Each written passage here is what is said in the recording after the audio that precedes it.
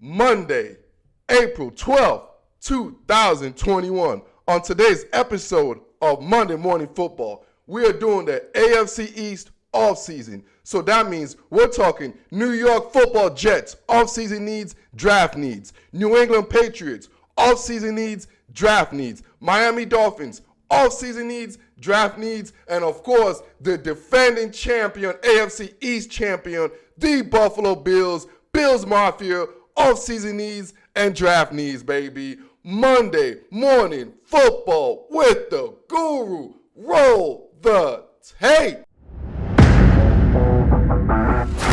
It's the G to the U to the R to the U. Yes, sir. Yes, sir. Yes, sir. Yes, sir. It's the G to the U to the R to the U. It's April 12th, 2021.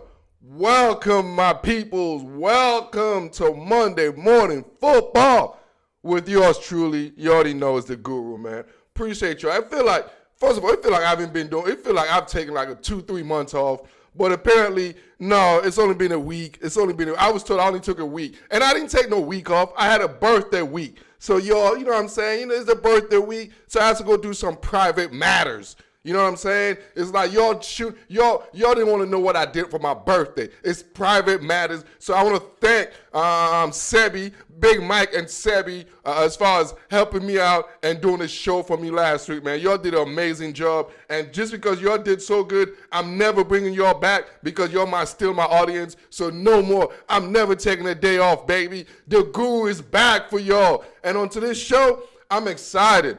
Yo, I'm always excited. Like, oh, come on, man, it's the Guru. I'm always excited. But I'm super jacked. You know what I'm saying? Like, you know, there's burgers, you know what I'm saying? And then back in the days, first of all, y'all millennial might not know this, but because before, you know what I'm saying, all this fat situation was going on, McDonald's used to have something called supersize. You know what I'm saying? It's like whenever you get a meal, you supersize it. Like you just make it bigger. You know what I'm saying? I'm so excited, so I'm super more excited. I just supersize my excitement. So right now, I'm supersized Guru. You know what I'm saying? So I'm jacked up because we're talking off season. Y'all know I'm a football nerd. Y'all know I live for this shit, dog. Like, seriously, y'all follow my content now for a minute, man. It's like, this is what I do, bro. Like, this is, if y'all can't tell this is what I do, then, bro, y'all ain't got no heart, bro. Like my peoples in Baltimore say, y'all ain't got no heart. Y'all ain't got no heart, man. So check this out. Well, I'm so excited. I was just bullshitting with y'all. We gonna go right to it, man, because I was just having a conversation. You know what I'm saying? I missed y'all, man. The Guru missed y'all, dog. All right, so we're going to hit the Jets. You know, we're going to start with the worst. We go from worst to first because we go from disrespect to respect. You know what I'm saying? Because you're the worst. I'm finna disrespect you to the best, and I'll give you your flowers. So the New York Football Jets in the whole AFC East situation, they're the worst team. I mean, they came into the season the worst team. Y'all check out my content. I had them being the worst team in football, with actually the Jags being the worst team, but the Jets was right next to them. Anyways, they were garbage fire, man. You know what I'm saying? It all started with my man Adam Gates. I know y'all, man, the greatest quarterback whisperer of all time. Y'all be hating, dog. Y'all never heard Adam Gates whisper and shit. Whisper to a quarterback. Adam Gates saw your ass, dog. So it started with my man Joe Douglas, the GM. First of all, I love Big Joe Douglas. You know what I'm saying? Before I even start with the loser Adam Gates, let me talk about Joe Douglas. Hats off to the GM Joe Douglas. Joe Douglas is a beast, bro. Y'all, you know, this is what his second season actually being his second full season as the GM of the New York Football Jets. Y'all might stat, it might be second or third season, whatever. But either way, you know what I'm saying? This is going into his real second year of his him putting his footprint on this team. And now you're starting to see a Joe Douglas footprint. And Joe Douglas coming from the Ozzie Newsome GM straight. So the guy knows what he's doing. The guy knows football. You know what I'm saying? He's a football lifer. You know what I mean? He's a grinder. He's like the Guru. When it comes to this football shit, Joe Douglas knows his shit. So I respect Joe Douglas. You know what I'm saying? And Joe Douglas made one of the best, you know, it was an easy move. He got rid of Adam Gates. Adam Gates, one of the worst coaches in football, man. In 2 seasons with the New York Football Jets, Adam Gates went 9-23 in 2 seasons, bro. 9-23. First season 7-9. Second season, last season, where they went 2-14. Adam Gase, we all know he sucks, dog. Like, his offense sucks. I don't even know what he does well. The one thing I do know is he cannot be a head coach well. He don't do that well. I know that for sure. So now Joe Douglas got rid of Adam Gase, man. You know what I'm saying? Just want to talk about the key departures, man. Key departures here. Adam Gase is one of the biggest key departure. And then with that, with the other baggage, Sam Darnold. You know, their former first-round draft pick, Sam Darnold, they got rid of him, took his ass to Carolina, man. It's like the whole Sam Darnold story to me, this is when I know Sam Darnold's situation came to an end, in my opinion. That Monday night game, when he is mic'd up, when this dude said from the get-go, I'm seeing ghosts, oh shit, that was the end of it all. That was the end of Sam Darnold, dog. My man out there was so confused. He like, man, I'm just seeing ghosts. You like, bruh. There's just certain things you just don't say.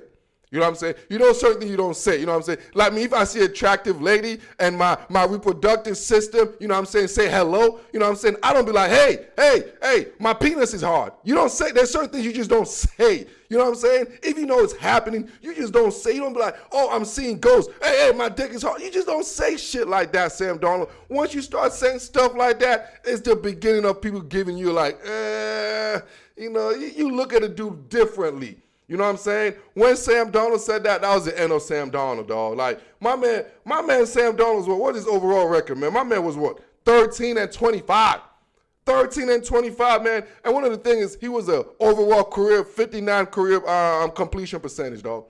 59 career completion percentage. And this dude had what? 45 TDs and 39 interception. This dude was a turnover queen. I mean, my bad. Turnover king. My bad, Sam. You know, hey, I slipped up. Turnover king, dog.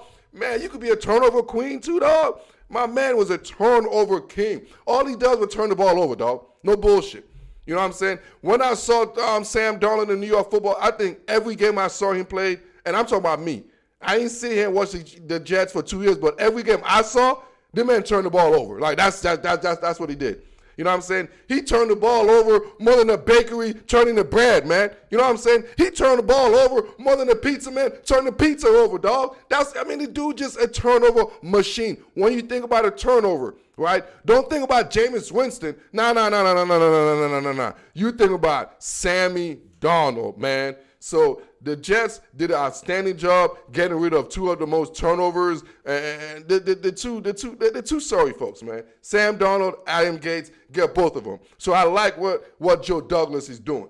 You know what I'm saying? I like that move. So now let's talk about the key arrivals. You know what I'm saying? The major arrival, one of the biggest arrivals I love was obviously the new head coach. You know what I'm saying? With the arrival of Robert Saleh. I like this pick. You know what I'm saying? To be honest with you, I like it, but I don't think it's going to work. Like, no, yeah, it's just one of those things. You can like something, but I don't mean it's going to work. You know what I'm saying? Like, for instance, my ex-girlfriend, I liked her. It didn't work. You know what I'm saying? I didn't like her. It just never worked. I like Robert Saleh, but I don't think it's going to work. This is the reason why I liked it. Let me tell you why I liked it first. First of all, this division is a division dominated by defensive coaches. You know what I'm saying? This is a defensive coaches division, man. You talking about you have the headmaster of defense himself, man. The professor of defense in Bill Belichick. You know what I'm saying? And then his pupil, you know what I'm saying, with Brian Flores in the Miami Dolphins. And then after that, probably the best young defensive coach in the game right now. You know what I'm saying? In Sean McDermott. So I understand the mentality, you know what I mean, of getting a defensive mind coach. Now, as far as why I don't like Mr. Saleh, easy, man. All that energy, all that crazy, all that shit he does, personally to me, that's some college shit. Honestly, like, all that, like, yeah, look at me, I'm in a tackle, get all that extra emotion shit, that's like something you see in the SEC. You know what I'm saying? That's some collegiate shit. You know what I'm saying? When you're at a professional level, that's a job. I made a game plan, dog, so I expect you to make that play. I understand the emotion. I expect you to generate that. So I get it. But when you're a professional, you know, generate the emotion, you know, feeding your family and that check. I don't need to be doing all that flexing and the coaching, chest bumping. No, dog. I'm paying your ass, son. I'm paying you. I ain't paying you in scholarship. You getting that check. You know what I'm saying? So it's not about his X's and O's. I like Salah's X's and O's. I like it. You know what I mean? But as far as his emotional intelligence, put it like that, I'm not a fan of his emotional intelligence. And I think that's what's been always wrong with the New York Jets organization. I think they were always lacking emotional intelligence. And frankly, I don't know if they got it right as far as the hire, as far as curing that aspect of the New York Jets deficiencies. But I do know they have, as far as the football knowledge and the football guy, as far as the locker room guy, they did solve that issue with the hire of Robert Saleh. All right? So now, let's move on to like the key arrivals with Saleh. So obviously, with the new head coach, you got to bring your guys, man. And Saleh is coming in with, as far as he's a defensive coach, so he's going to focus a lot on the defensive side of the ball. So he brought in a lot of defensive guys. He's going to be running a 4-3, cover 3-base defense. So he's going to need some pass rushes. He's going to need his front four. What the defense he's building, you got to have a strong front four. Basically, that's what I'm getting at. So some of the key arrivals, I like what he did. He got a savvy vet in DN, Vinny Curry, the savvy vet from the Philadelphia Eagles. That's where I remember his whole career. I know he had a stunt with I believe the Broncos or whatever, but Vinny was with the Eagles his whole career, for I remember, man. They also brought in defensive tackle Sheldon Rankins. I love this pick. Mr. Rankins right there. He could get to the quarterback. My man could clog up the middle. And I just like that pick, man. He fits him. He's very multiple as far as that defensive line aspect of it. And also they brought in Carl Lawson, their big defensive matchup right here. And what I see right here, you need an edge rusher. You need somebody who could be a traditional, classic defensive end, not one of those stand-up linebacker sense. No, Saleh is going to be a 4-3, a traditional 4-3 defense. So you need a traditional 4-3 defensive end, and Carl Lawson definitely fits that mold, man. And one key arrivals that I really want to talk about slowly, man. I don't think it's going to get a lot of fanfare or fan base from the major media other than the guru media, you know what I'm saying, World of Sports, this is what we do, you know, plug. But linebacker, Gerard Davis. I like this dude. Gerard Davis from the Detroit Lions. So Gerard was a former first-round pick, man. I followed his career from Florida. This dude is a thumper. He's a traditional middle linebacker. And right now, I think the Jets definitely need that. He's going to come out there and be the enforcer as far as coming downhill, stopping the run, hitting that gap. So I definitely like that aspect of him. And he's a young kid. I think he's about 27, 28. So he definitely got some more playing days left in front of him, man. So as far as the rivals, man, I love the Jets. I love what Joe Douglas is doing. I love what he did last year. I love what he's continued to do this year, man. And now I want to move on to the draft needs. All right. So obviously with the free agents, as far as the acquisitions for the defensive line, this is what I projected the Jets need. As far as draft needs, the number one need obviously is quarterback because they traded Sam Darnold. Quarterback is the number one need in my opinion. Number two is the offensive line. Number three is the running back. Number four is the cornerback, in that order. Quarterback, offensive line, running back, and cornerback. I think those are the Jets' priority needs going into the 2021 draft. Now, I want to talk about some of the players I think that could fit into the Jets system as far as guys that I think they should definitely target in the 2021 NFL draft. Quarterback, I think we all know it. The whole world know it. It seemed like they already give up their cards, give up their hand. Zach Wilson, the BYU guy, man.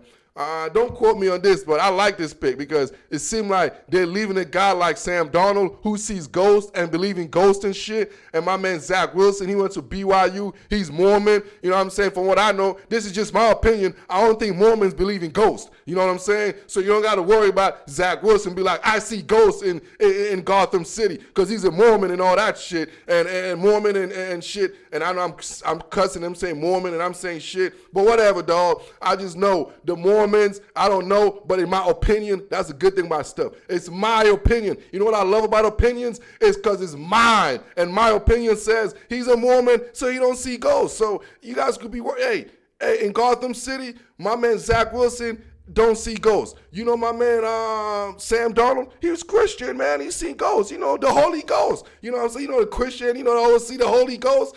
Hey, Zach Wilson ain't got to worry about no Holy Ghost with his ass, dog. You know what I mean? He believe in other shit. But now, let's go to as far as the interior lineman, this is who I love. This is my guy right here, man. Wyatt Davis. I think with the 23rd pick, the Jets definitely got to go with a staple. A guy from Ohio State, interior offensive lineman, Wyatt Davis. This guy's just one of the best pass protector in the draft as far as interior lineman. He's been a staple, and he's Big Ten certified. You know what I'm saying? Big Ten stamp, Big Ten certified. And you put him there, and then you already have Mikael Becton. So I love what the Jets are going to be building if they add Wyatt Davis as far as the offensive line. And as far as the running back pick, and pick 34, I really like Jamar Jefferson from Oregon State. Obviously, Mark LaFleur, you know what I'm saying? Little LaFleur is going to be the offensive coordinator, so they're going to be running the Kyle Shanahan scheme over there, the Shanny scheme. And I think Jamar Jefferson is the best as far as zone one cut running back in this entire draft. And I think he will fit the New York Jets perfectly. He's a hard-nosed guy. He can run in any weather, man. And most importantly, he do not turn the ball over, man. So right now, the New York Jets overall, like I said, they're coming from 2-14, second pick in the draft, but the cupboard is not empty in this team, dog. I think as far as the GM, Douglas know what he's doing, and I think Salah is a smart, intelligent guy, high football IQ, and I think the Jets have definitely got the pieces together to definitely change the whole surface of the organization. They're going to go through cleansing, and I anticipate the Jets to climb out of this cleanse, man. This has been the New York Football Jets 2021 offseason preview and draft preview. We're going to take a quick break, and when we come back, we will be discussing the New England Patriots offseason needs and draft needs. This is Monday Morning Football with the Guru. Yes, sir. Yes, sir. Yes, sir. It's the G to the U to the R to the U.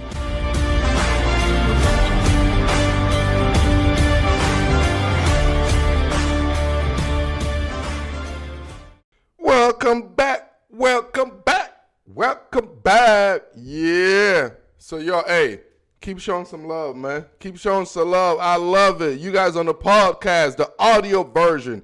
Y'all keep doing some ratings, man. Hey, and you guys on YouTube, y'all keep commenting and let me know what we got to do, man. Right now, it's like a battle right now. I got the audio guys versus the video guys. YouTube versus the Spotify. Who is kicking ass? Now, whichever you represent, I want to hear from you, man. If you represent the audio version, be like, yo, Guru, I give you a 5-star rating. And if you represent the video version, yeah, leave me a comment. Be like, yo, Guru, I'm representing the video version, baby. Either way, man, I like them both. I'm like by social media, whatever, man. I like them all, man. I like video, I like audio, I like them all, baby. I'm bi, I'm sexual, I'm hetero, I'm all of it, baby. Give it to the Guru, man. I'm sleeping with all of them, dog. Oh, man, y'all start. I told you I'm feeling myself, like, for real, for real. Forget that, Beyonce. You ain't the only one, girl. Beyonce, you ain't the only one I be feeling yourself. Is it Beyonce that sing that? She said, yeah, Beyonce. I feel like Beyonce is like the black woman god, dog. She like the goddess. Hey, if you have like the black, like, what they call them, Greek goddesses, you have like the black goddess, you know what I'm saying, the Wakanda version, it would be Beyonce. Oh, man, speaking of the Wakanda goddess and all that, let's move on to the Bill Belichick Patriots, right? I remember it used to be the Tom Brady Patriots. Now it's the Bill Belichick Patriots. Let's do the offseason situation, man. Patriots went 7-9 last year. So, obviously, they're led by GM/head coach Bill Belichick. So, key departures from last year's Patriots team. We all know because it was the year after Tom Brady. You know what I'm saying? 2020 was the Patriots AB after Brady. You know what I mean? So key departures from this year's team, offensive line, Joe Thuney. He was probably the best player on the whole team, honestly. So he's one of the key departures. The Patriots didn't have many other key departures because, frankly, the roster was trash. So nobody else was a key. You know what I'm saying? Like, there was trash. You know what I'm saying? Like, you know what's always open? That you never have to depart is trash. Like, trash is always open. So it's trash. So I ain't got to worry about any key. So now, because his roster was so trash, he had to refurbish the roster. You know what I'm saying? He had to redo a whole bunch. So that means the Patriots went shopping, bro. Like my man Belichick, I don't know if he got some stolen credit cards or something, man, but my man straight flat out went on the free agent market and he went shopping. And this is some of the key arrivals for the 2021 New England Patriots, dog. Before I even add on to the key arrivals, one thing that my man Belichick went into before he even target, what he's focusing on was youth and talent. He wanted to make sure he got more athletic players into this roster, infuse more athletes, and he wanted more youth. So you could see most of these guys he acquired in the free agent market were between like 25 to 28. So there was guys that had experience in the league, but yet they were going into more of like their second contractual season into the league. So those mid-level guys, man, I like that aspect because those are the guys that have experience and yet, you know what I'm saying, they know how the league works. And yet, those guys are hard workers, man. You know what I mean? You can count on those guys, bro. You can count on those guys. So guys like Juno Smith, 25 years old, man. Had a career year last year, tight end. You know what I mean? The guy is solid. I don't think he's an all-pro, all this and all that. I think he's a solid guy. He does what he does well. He's a very good detachable tight end as far as you can line him up. He could be good as far as an H-back. So he's very versatile. So he brings versatility to the table, which Bill Belichick obviously loved, man. Also, like I mentioned, Hunter Henry, so he's bringing on the 2 tight end sets, 26 years old, coming from the Los Angeles Chargers. He ended up had like 60 reception last year for 613 yards and 4 touchdowns. So you bringing on productivity, man, with the double tight end sets. As far as defensively, they got linebacker Matt Judon. Matt Judon got end up with Since 2016, this dude had 34 career sacks. So he's a pass rushing specialist in a sense, man.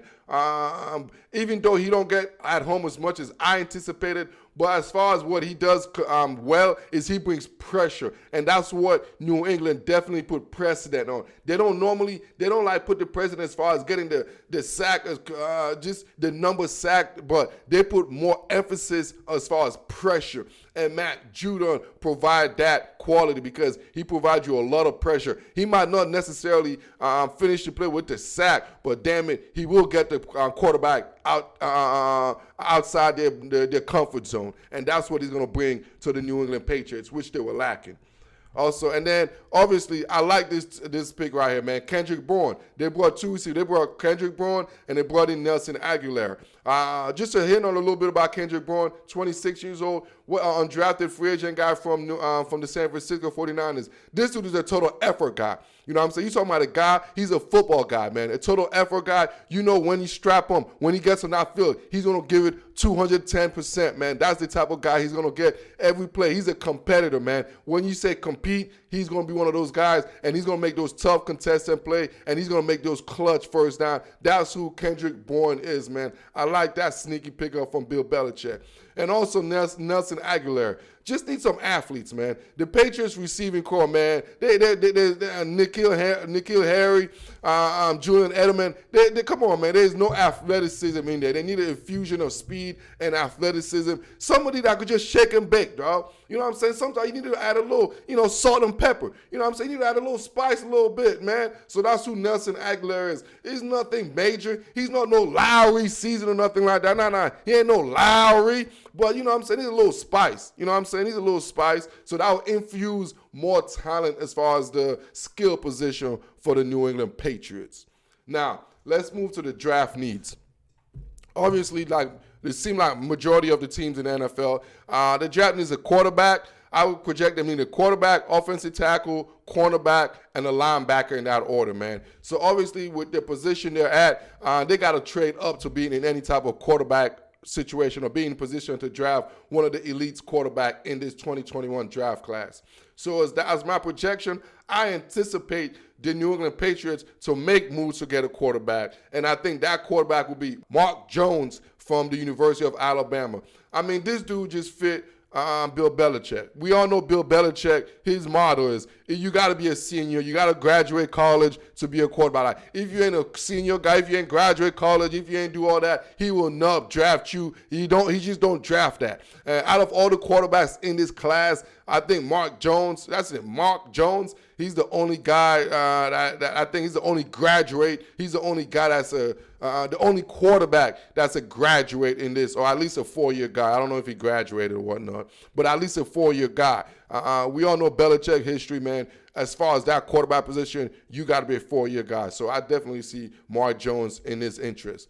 And with the offensive tackle, I like Samuel Cosmi from Texas. The big old Samuel, man. I think Belichick like big offensive linemen. I think he fits that mold, man. What is that? The boy's like 6'7", man. Big, tall, mammoth, man. Put him with Trent Brown. I think definitely out of Texas, that would be a position of need they could definitely get in Samuel Cosmi. And as far as cornerback, I like Paulson Adebo from Stanford. I think Paulson is definitely, he fits that mold. We know Belichick like big, strong, aggressive corners, and he's a great teacher as far as the secondary. I think Paulson could be somebody, obviously he has football intelligence. He's teachable. He's smart. He went to Stanford. So I think as far as learning curve and Belichick being one of the greatest DB coach of all time, I definitely could see that being in the later round as far as talent development and player development. So with all that said, the New England finished 7-9. They added a bunch of new pieces coming into the 2021 season, and I think them adding and drafting, even though they're not the best drafting organization, this is a big draft for the organization, and if they go ahead and pick their franchise future quarterback or solidify the offensive line, I anticipate the Patriots to come back and be one of the playoff contenders moving forward. Not next year in sense, they might be outside looking in, but definitely building the team to move forward as a perennial playoff contenders with this 2021 draft class, man. So we're going to take another break. We'll be right back. After we come back, we're going to discuss the Miami Dolphins offseason needs and draft needs. This is Monday Morning Football with the Guru. Yes, sir. Yes, sir. Yes, sir. It's the G to the U to the R to the U.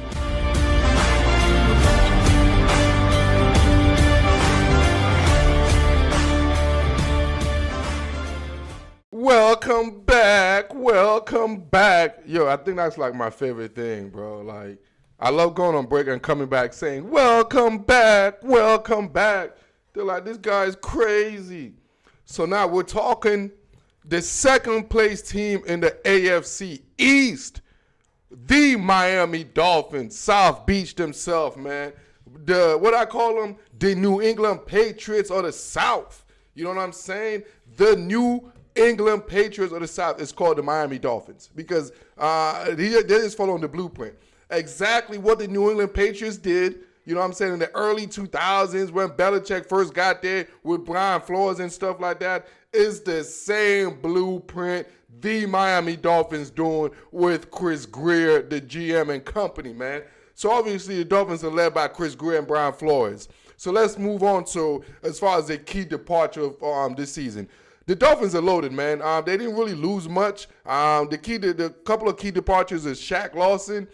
They also lost Kyle Van Noy and Ryan Fitzpatrick. I don't think any of these guys, other than maybe Shaq Lawson, I think would, and obviously Ryan Fitzpatrick as far as leadership skills and, you know, all the extra stuff he brought to the locker room. But other than that, I think this team is definitely Chris Grier and Brian Flores have done an outstanding job as far as this roster, man. As far as turning over this roster and this being one of the most talented roster in all of football. To be honest with y'all, this team is ready, like for real. Now let me move on to as far as like the key arrivals. Obviously, when you depart, you got to have some arrivals, man. There's two key arrivals I think the Dolphins really identify and they attack, and I love both of these key arrivals. They needed an extra oomph as far as the receiving core. They needed a burner. They needed somebody that could scare someone. You know what I mean? And the addition of Will Fuller. Obviously, We know, we know tissue will, you know what I'm saying? We know soft will, we know glass will. So obviously, if he falls too hard or something, if he runs too fast, he might miss 2 or 3 games, dog. But when he do play, though, you know what I'm saying? We know Will Fuller is a bona fide NFL, legitimately deep threat player, dog. He's outstanding in his role, man. He's a deep threat specialist. And another sneaky thing a lot of people might not mention or might not talk about is the addition of JC, man, Justin Coleman. I love me Justin Coleman. I think Justin Coleman is one of those upper level tier slot corners, and he's been doing it on the cover for the last 3 to 5 seasons in the NFL, man. The last 3 years, or basically 3 to 4 years, JC's been a top 7 slot corner in this entire league. And I think put him in there with Byron Jones and Xavier Howard. Now I'm telling you, the Dolphins secondary, man, oh my goodness. Try beating those guys, man. Try beating those guys off the line with Byron Jones, Howard, and now with the addition of one of the most smart IQ inside corner, Justin Coleman, man. So I love Chris Greer, what they're doing right now. I love Brian Flores as far as the roster turnover, man. So I want to talk about the needs as far as draft needs moving into the 2021 draft, man. This is my needs from looking at the roster, what they're lacking in the deficiencies. They need an offensive line as far as like tackle. They also need a pass rusher. They need an edge rusher. They need someone to get to the quarterback or at least generate some pressure. They also need a tight end. I think a young quarterback's favorite friend is a tight end, and also obviously you need some more skill players as far as the outside skill players and wide receivers. So with the draft projection. With the 6th pick of the draft, I anticipate the Miami Dolphins, because the way the draft will lay out, I think the best option at this situation with the 6th pick is to draft Florida tight end Kyle Pitts. I think that just makes more sense, especially with Tua going into his 2nd year and he need to take that 2nd step. And there's nothing, a quarterback best friend, a quarterback best resources, especially a young quarterback in football, is the tight end. And there's no other tight end I've scouted in a very long time coming out the draft than Kyle Pitts. And I think this right here will be a peanut butter jelly made in Miami, man.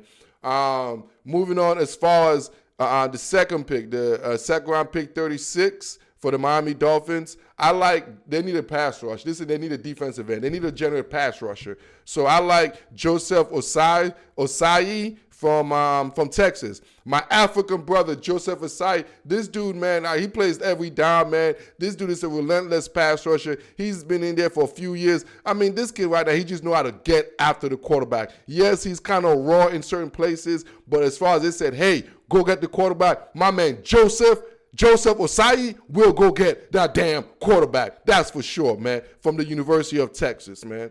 And then the 3rd pick, in the 3rd round, I want them to go to the University of Tennessee and get one of my favorite interior offensive linemen, Trey Smith, man. This dude is just a human moving machine, dog. You know what I'm saying? Like he majored in moving human being from point A to point B. That's Trey Smith right there. So overall, I think the Miami Dolphins have an outstanding offseason. They didn't really have glaring needs because they're fulfilled with their roster. And I love how they're manipulating the draft as far as moving down and generating more draft, which giving them more talent and more bodies. So overall, the Dolphins finished 10-6 last year, barely missing the playoff. Now with the full season, off-season for Tua, who he has a full healthy offseason so he can focus on getting better as a player. And obviously with the infusion of more talented players, I anticipate the Dolphins to continue the upward swing.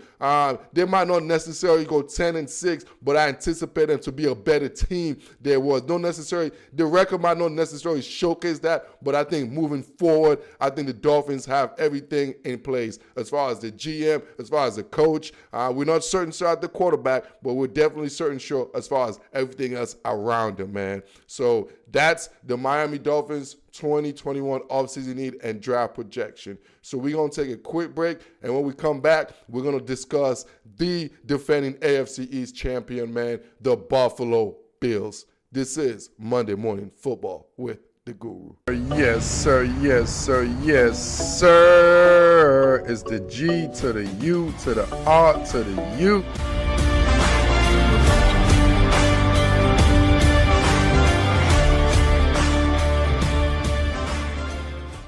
Yes, sir. Yes, sir. Yes, sir. Yes, sir. It's the G to the U to the R to the U.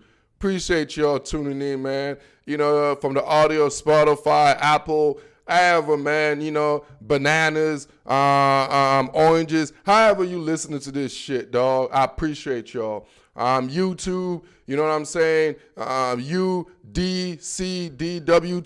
however tube you're using, man, I appreciate y'all, man. However social media you're using, man. If you want to use the Twitter, if you use the gram, however the fuck you using, dog, the Google will fuck with you. You know what I'm saying? And you know the hardest thing, bro, especially being a creator, real quick before I finish this off, man, I gotta be on all them bullshit, dog. It's like the TikTok. Oh, yeah, y'all follow me on TikTok. Man, I'm trying to jet my TikTok game up, bro. Y'all follow me on TikTok, bro. Don't make me dance for y'all. I'm finna do my dance on my TikTok and shit. Follow the Google on TikTok. I get down and dirty, dog. Shit. I'm a little bit more classy on the gram, though, man. You know what I'm saying? Speaking of class, I want to talk about the class of the AFC East, dog. The class of the AFC East, class in session, the Buffalo Bills. Hey, y'all know I got the little African accent, so I said Buffalo. You know what I'm saying? Y'all might be, what is he talking about? No, my African ass is saying Buffalo. Y'all could be like, no. Yeah, I'm saying it with my African accent.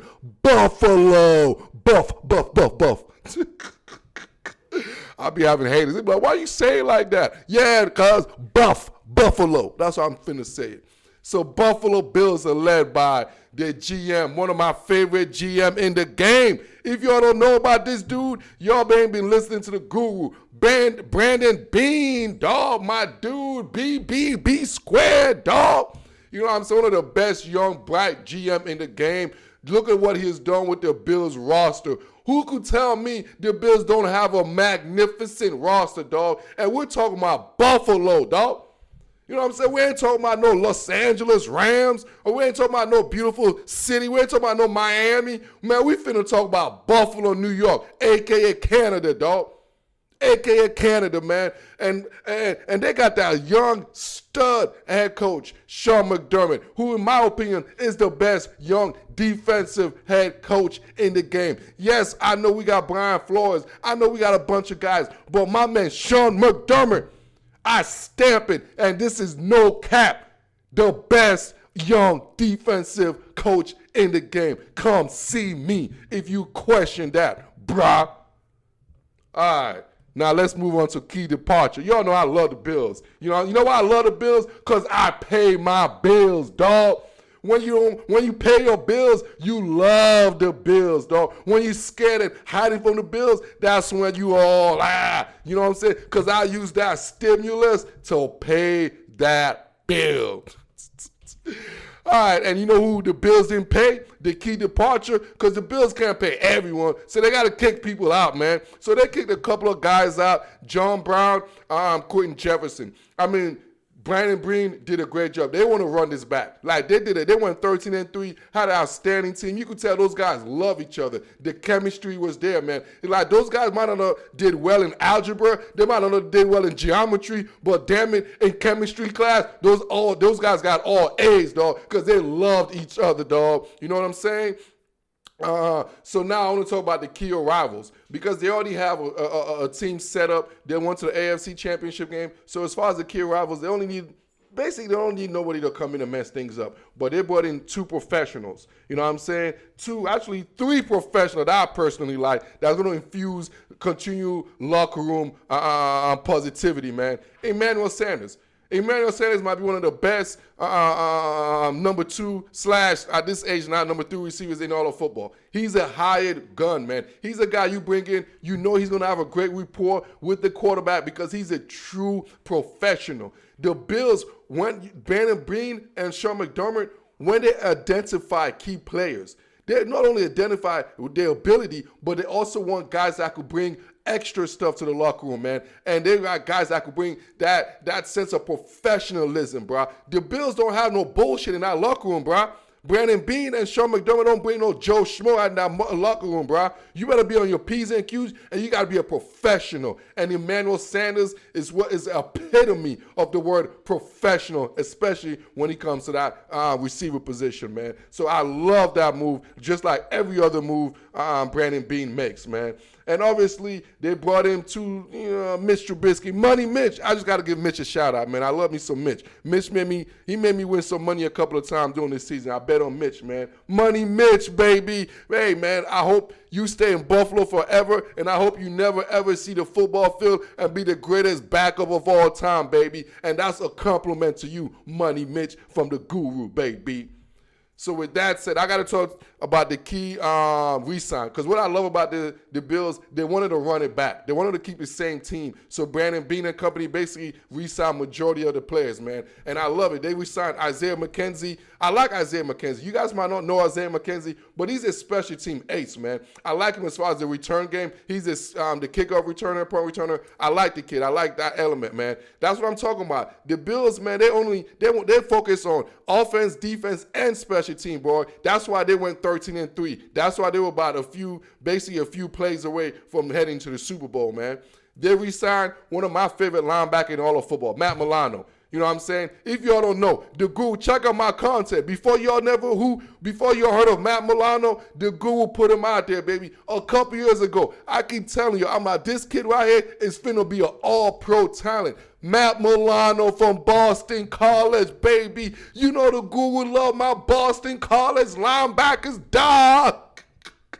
And it's signed Darrell Williams, the offensive tackle, man. We signed him. And also my guy, John Feliciano. Brandon Beane, make sure he's running it back with the signing of Darrell Williams and John Feliciano. The Bills are returning the entire starting offensive line back, man. So everybody's coming back from the starting five from last season. Impressive move by Brandon Beane and company, man.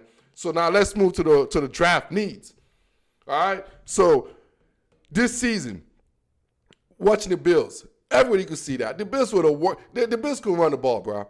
Like, they got to a point, they quit running the ball, dog. Like, it got to the point in the playoff, they didn't even care about running the ball, bro. It was just straight up, Josh Allen, let's do this. So at the end of the day, we know what they need. They try to get guys like Matt Breida, Matt Breida, and other depth guys at running back. But into this draft, they need to go get themselves a made man in the backfield. If they want to take the next level, they need a made man in the backfield. And that's one of the draft needs. It's a running back and also a defensive pass rusher. They need somebody to get to the quarterback. When I watched the Bills last year, I don't think anybody got a sack, bro. To tell the truth, I don't think I saw a game where the Bills got a sack last year, real talk. Like, real talk, I'm just saying what I saw. You know what I'm saying?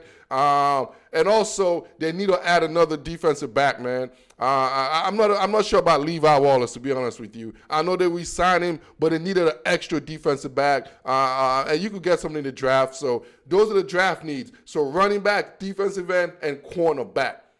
So now let's move to the draft projections as far as the players.